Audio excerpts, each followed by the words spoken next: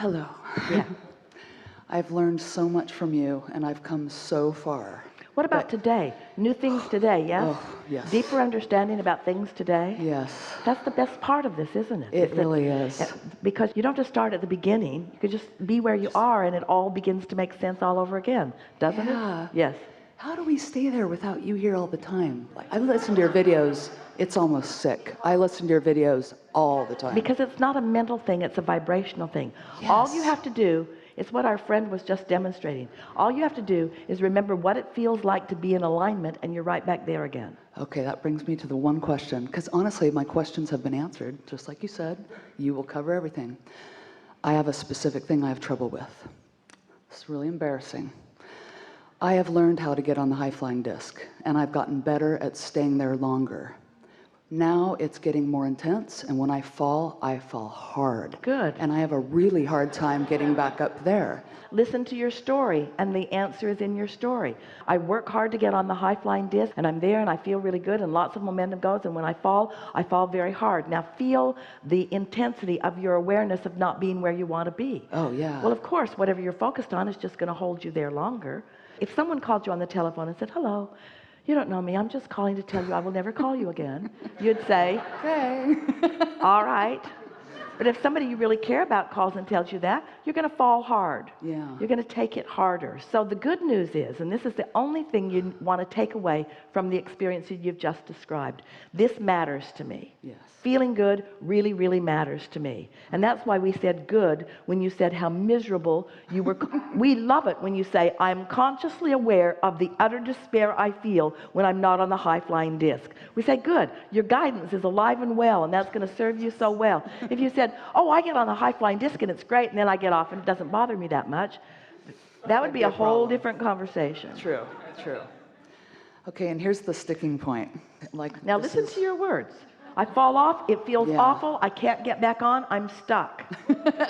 No, actually, it's my partner. I find that when I screw up in the morning and I fall, and I catch myself quicker and quicker, I say, "Okay, I'm sorry, I'm ready to get back on." He won't let me. It's almost like I have to pay for it all day until the next morning. How do I get myself on despite, because I really care what he thinks and I don't want to? You can't get around your beliefs about his beliefs. What do I do there? How am I tripping up there? So just listen to this conversation. So you're on the high-flying disc, and do you think that your attention to your partner is the reason you fell? Or Probably. did you? Yeah, I know I have beliefs and So stuff. it wasn't unrelated to him, it was related to him that you fell and met him on that level.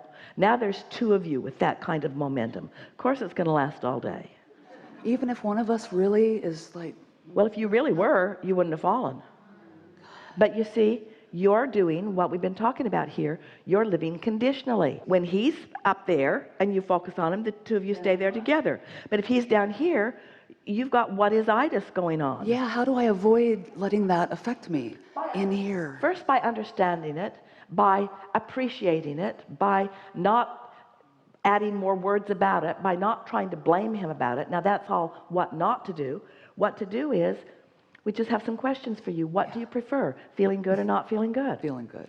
What do you prefer? Maintaining your vibration regardless of what's going on around you, or being affected by what's going on around you? Maintaining. What is logical to you? If you've got strong, good feeling momentum going, is it less likely that you will fall? Oh, yeah. So do you really believe, are you really telling us the way it is, that you really had strong, high-flying momentum and you fell? Don't say yes, because that defies the laws as we know them to be. Yeah, I so know you it were was one teetering thought around or there something. anyway. You weren't really on the high-flying disc. In other words, we know sometimes it feels like that, but Yeah. conditional high-flying diskiness is never conditional. secure. Because if you are conditionally on your high-flying disc, that means the next thing that person does could affect you this way and this way and this way and this way. Yeah. It's like watching television. That's exactly my problem. I need to find a way to separate myself. Well, what you do is you realize you've got to get out ahead of it. Yeah. And the subject that we're talking about is the subject of momentum. So you want to find a way of getting into a better feeling place and staying there long enough. And maybe is your relationship with this person so contentious that you fall off every single day? Actually, I don't know. I do have a hard time believing I'm loved. You know what I mean? I hear the words, all that, but I think because I don't love myself so much, I have a hard time believing that, and then I'm looking for evidence. So it is a conditional thing. I want to figure out how to get out of that. Well, you just have to do it a little bit at a time, and we've been talking about that a little bit here today and quite a bit yesterday, that the best way to feel that worthiness, to feel that love, is by deliberately accomplishing something that feels good and maintaining it long enough that the universe can yield something lovely to you. And when the universe yields something lovely to you and you feel loved, not from that person or that specific person, but when something nice comes to you as a result of your alignment, acknowledge it and therefore perpetuate the momentum of what it feels like when you're on the high-flying disc. The first thing that you must do, any of you, you've got to be real about what the high-flying disc feels like to you. And so we encouraged Esther some time back, when she thought she was feeling good, to just do her best to goose it up more. Focus on more, milk it more, until you can really feel, until you really have that all-encompassing feeling where you know you took it to a place of alignment. And the more you do that, then two things happen. You're more sensitive to what's going on in your vibration, and you're less likely to be affected by conditions that are surrounding you. You have a tendency, you explained it to us really clearly.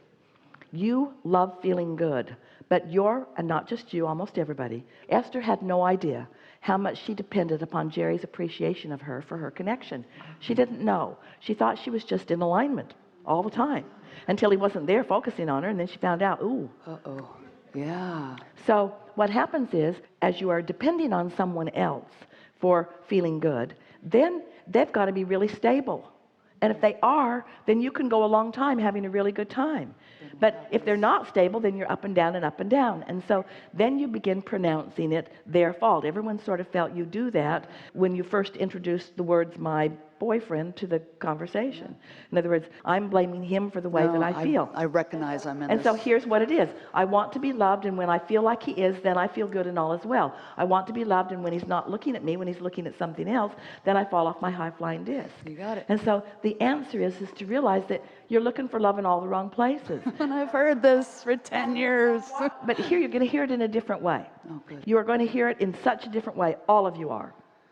The conversations that have come before have queued this up for a perfect understanding of this. So just relax and enjoy what's coming next. So our friend yesterday wanted $100,000 so that she could take a really nice vacation. And we talked about how there's lots of journey that leads to the $100,000, and then you can have a perpetuation or a continuation of the journey. So you want to live happily ever after.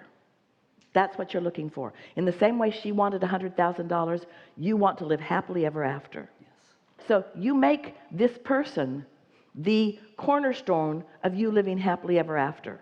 Yep. So you're just trying to start out here. You're not doing this work first. You're not shoring up your ability to be tuned in, tapped in, turned on with or without him. You're not finding alignment just because you want to. You're not meditating your way into non-resistance and then perpetuating the good feeling thoughts until you get on that high-flying disc. In the same way that our friend yesterday was counting on the $100,000 before her happily ever after could start, you're counting on this person being there before your happily ever after can start. Are you following us? Yeah. Totally. When there's so much more that you want to find leading to this person. But this person is never going to be the happily ever after. It's all this connection to all of this. He is representative of your alignment, not the reason for your living happily ever after. That was big. Alignment brought him. Let your lovers be representative of your vibration, not the reason for your vibration. Oh, That's so that important. Was perfect. It's so important to understand that. Wow. So what you want to say is, hey, I really like it when you're good to me. I really like it when I know that you love me. But what I really want is to feel love, not just from you, but from source and from all that is. And isn't a good pairing of words or pairing of emotions, isn't the feeling of being loved and the feeling of worthiness an identical vibration? Yes. Yes, I think that's why I'm having a hard time. So Here's something that's really interesting. This is the quickest way to get to what you're reaching for. We talked about it already, so this will be easy for you to hear now. Okay. What sets your receptive mode frequency is what you're broadcasting.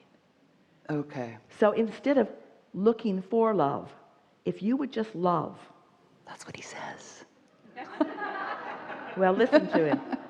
If you would just love, you'd be in the receptive mode for love.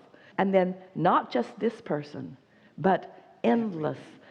When you rendezvous with the sun dipping into the ocean, in the moment that it dips into the ocean, that's the universe guiding you on your path of least resistance to something that really, really, really feels good to you. When you're on your way out the door and you've forgotten your jewelry and you get an impulse to go check your hair in the mirror, and while you're looking in the mirror you see your jewelry, that's loving awareness of where you are in relationship to the things you want. We're not saying that looking for love from this person is the wrong place. We're just saying it's not the only place. And when you make it the only place, you put responsibility on somebody that they don't want, that they can't possibly uphold, then it makes everything feel It doesn't feel good anyway. difficult. Yeah. You've got to find it on your own and let your lovers be the byproduct of your alignment, Of my podcast. not the reason for it. Yeah. Yeah. I love you. This is a very good time for a segment of refreshment.